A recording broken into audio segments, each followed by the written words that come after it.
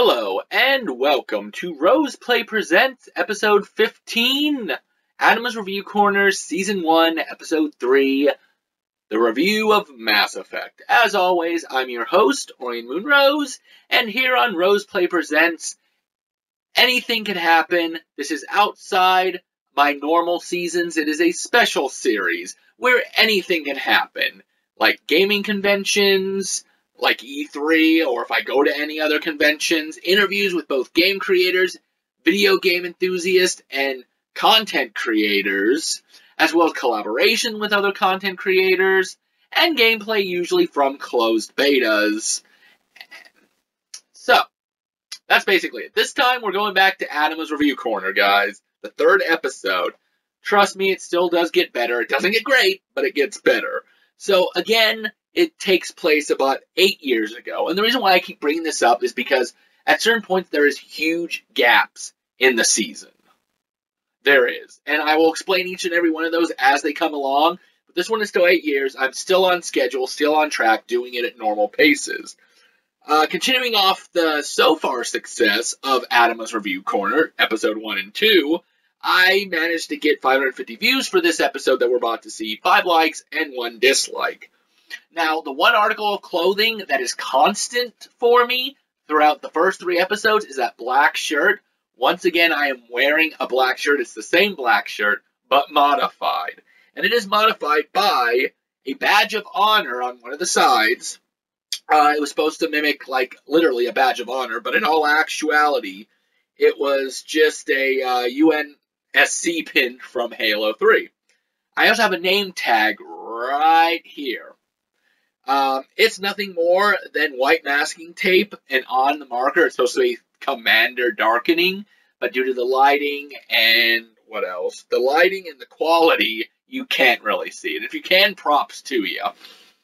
The weapon mounted on my back. Now this is where it gets hilarious. I just need to read that quickly. Alright, so the weapon on my back, which is supposed to mimic a shotgun, is what I had planned for it to be. All it really was my old school bag around me, first of all, and then going into my back, me holding up the bag, holding up, and the wall holding it up, was none other than a vacuum cleaner hose on its other side with the small part that goes in to mimic a shotgun. I was very inventful back then. I'll give myself props for that one. So, really, that's about it. It's kind of short for an explanation.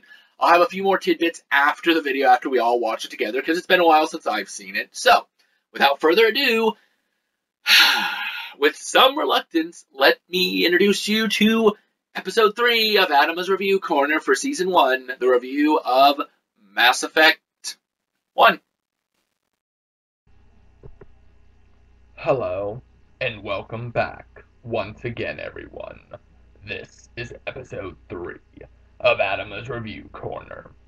This video game review is done for GameStrata.com, where you can not only go to play games with others, but talk about games all the way back to the NES, only in the forums. Where do you rank? I'm your host, Atama Darkening. Today, I will be reviewing Mass Effect for the Xbox 360.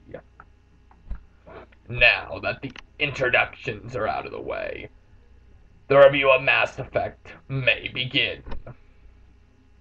The story of the game is an ancient threat returns, and one final hope returns.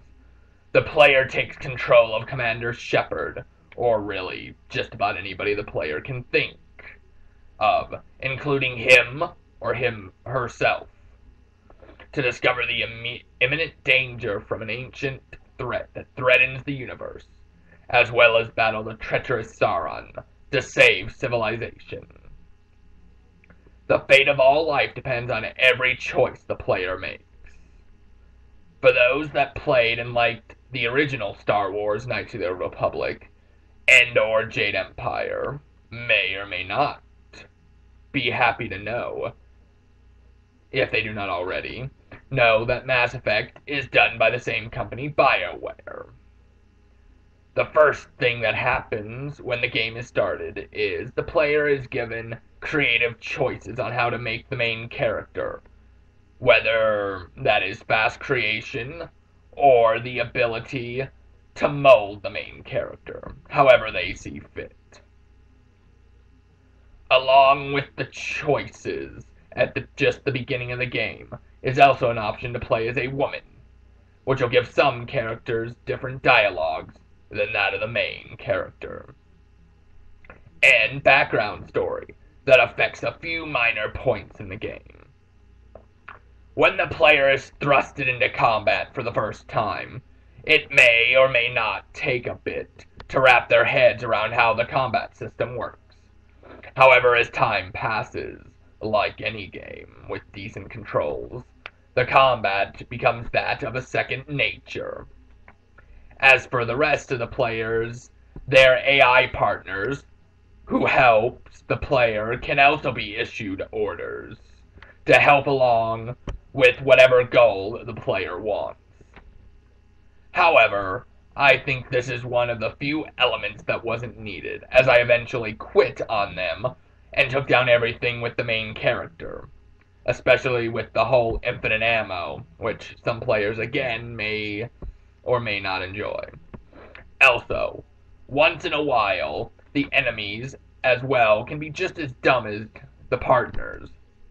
However, if higher difficulties are played, then the AI can help out, if they are altered to heal when any party member is low on health.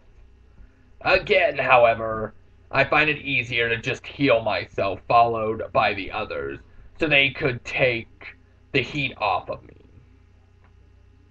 Since the enemies are, as well, quite a bit more powerful and less dumb on a higher difficulty, this still doesn't change how your members act. All in all, though, as the game progresses, the combat system will grow on the player. It may not blow the first-person shooter out of the water, but at least in my opinion, it'll make most RPGs seem dull.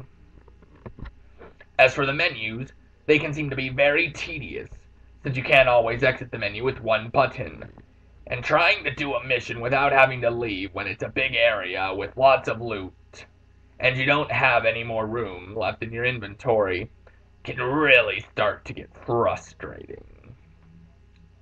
The choices that are presented to the player is not black and white or good and evil. Every choice in some way seems to be able to be justified as either being good or at most needed so that the universe doesn't end. And even though the choices presented may seem good, the player will still have to live with the consequences of the action that they made. If not at the moment, then at a later time.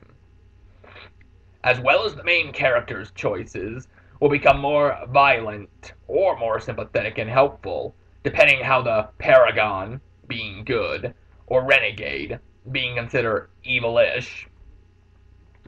The line between doing the right thing and going too far gets blurry at times, and what seems like the right choice may not feel like and may hit the core of the gamer very hard.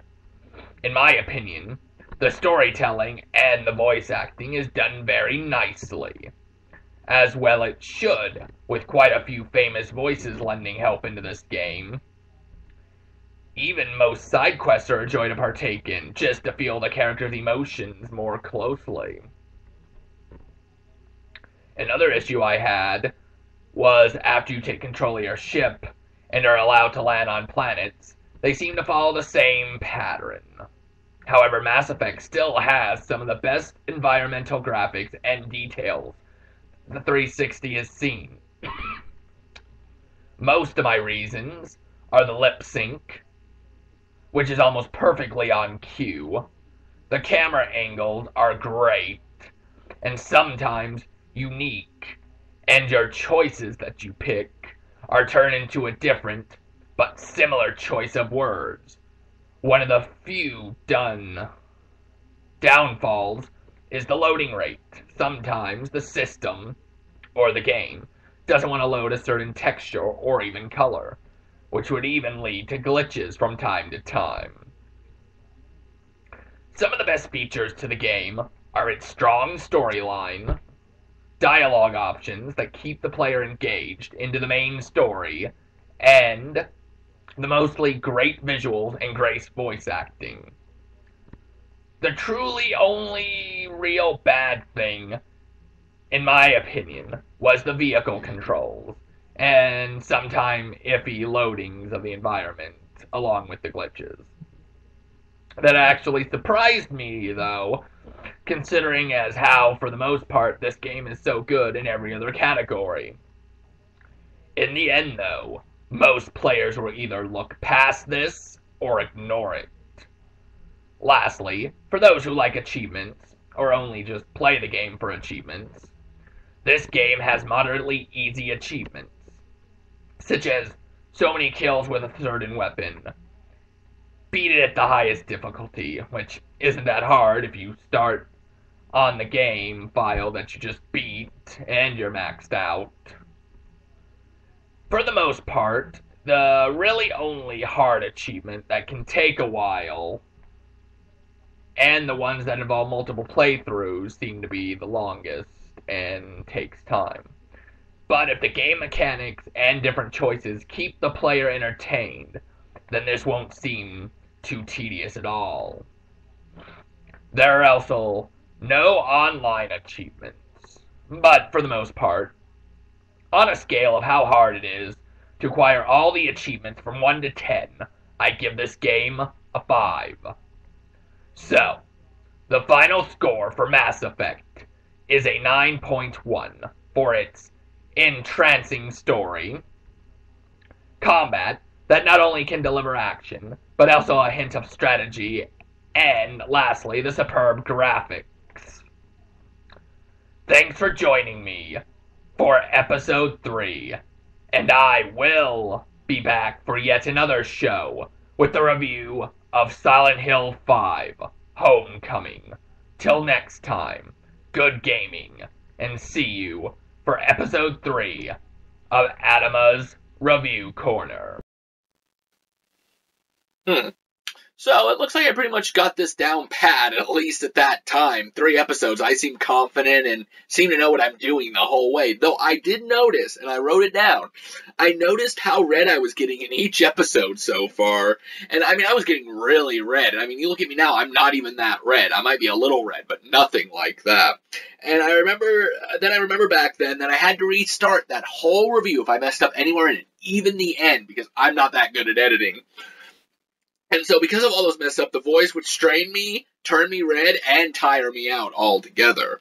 Also, those slightly long pauses that I started to hear was either due to me losing my place and trying to find it, since I did have the script written out right in front of me, since the face was kind of cut off. You guys couldn't see that at the time I was reading a script. Maybe you figured it out, but... And also that I was trying to get my breath back, because, God, that voice. Just still that voice. And also, I said, come back to episode 3, which it was episode 3. So that means that I was really out of it with that voice at that point, because I think I had restarted that one quite a bit. But anyway, if I remember correctly, the next episode for Atama's Review Corner is the review of Silent Hill Homecoming. And boy, was that one a doozy for trying to figure something out. But we'll get to that next time. Next time on Rose Play Presents, which should be tomorrow, I hope, we'll be going back to Gwent for one last episode for the week. So, until next time, remember, keep gaming, never give up, and if you need to pretend like you're pretty armed, just put a vacuum cleaner hose on. Seems to do the trick.